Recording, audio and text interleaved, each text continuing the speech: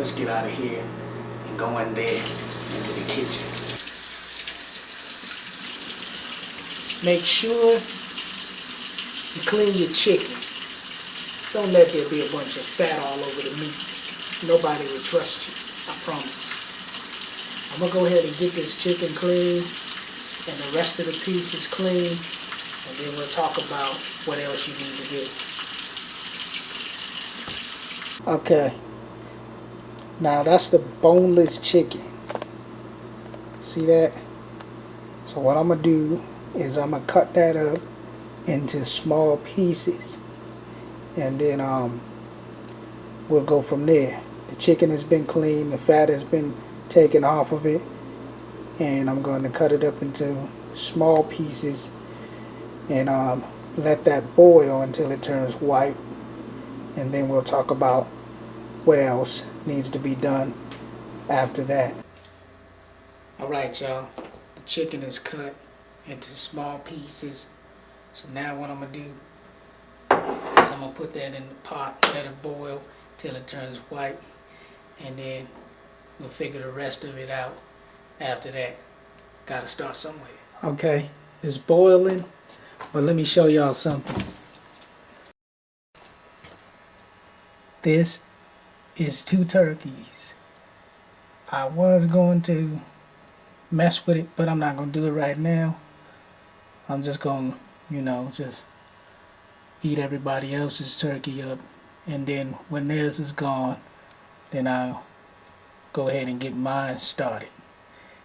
Maybe I'll do a video on it, or maybe not. I think the chicken noodle soup might hold you.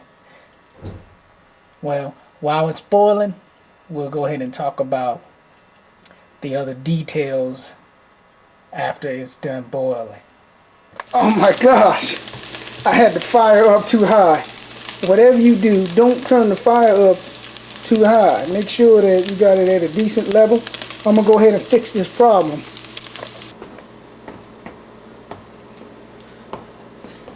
Whatever you do, make sure you turn the fire down. That was a mess. I would tell you that now you got to drain the chicken, but ain't nothing to drain. It's just burnt. But we're going to get away with it. It's going to be kind of like grilled chicken. But for the future, don't do that.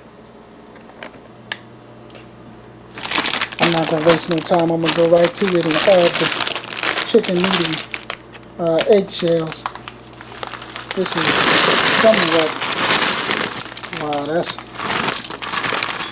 that's definitely not enough. So what I'm going to have to do is get fancy. I'm gonna grab some of the spaghetti sticks and mix that with that, and then if that's not gonna hit it, then I'm gonna go ahead and fancy it up with some of the pastaroni. Alright, let me go ahead and get this rolling, and then we'll wrap in a minute.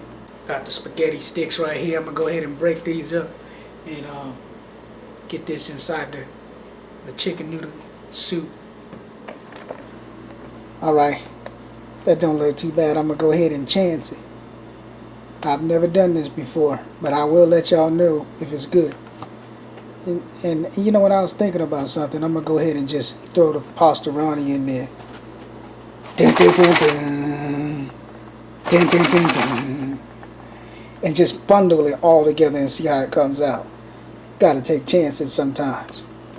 Okay, the pastaroni's in there, the spaghetti sticks, the egg noodle shells is in there. I'm going to throw some of this, this is Parmesan cheese. I'm going to go ahead and throw some of that in there with it and see how that comes out. Got to get the chicken broth in and the mixed vegetables. I'm going to go ahead and do that, let it cook, and then we'll holler. Okay, I got all that in there. What I'm doing is I'm just going to go ahead and cut some of these noodles up just so it'll cook a little bit easier.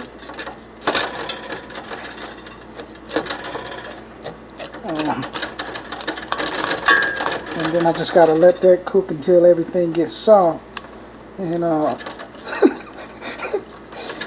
and we'll see how that turns out. All right, I'm not cooking for a whole bunch of people. Maybe like just a few people. You know, that way if it doesn't come out right, it won't be a whole bunch of people to tell me they didn't like it. You know, if it's 10 people that say, I didn't like it, who cares? But when it comes to like 30 and 40 people, and all 40 of them said, I don't like it, it's time for you to quit cooking. Stay off the stove, stick with cereal and milk. Okay, now it's time to check it. That looks about done. I still could have turned the fire down a little bit, but that's good smoke right there. That's not burnt smoke. I'm gonna go ahead and taste this and give y'all the heads up. You know what this is? For those of you in California who love El Pollo Loco, and you love the way the chicken tastes, I have sneakily asked one of the employees what they use on the chicken. This is it right here. Y'all ought to keep that a secret. But this is what makes their chicken taste so good. Still ain't got nothing on Roscoe's Chicken and Waffles though. But this is it. I'm going to throw some of this inside of my little recipe to bring it out a little bit more. Here's the big test.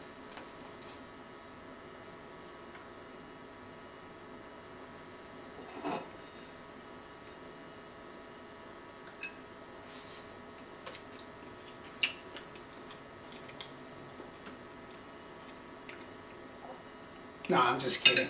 It's good. It's good. It came out real good. A lot better than I thought it was. So from now on, when I do this, I'm going to do it like that. It's an official recipe now for the ghetto style.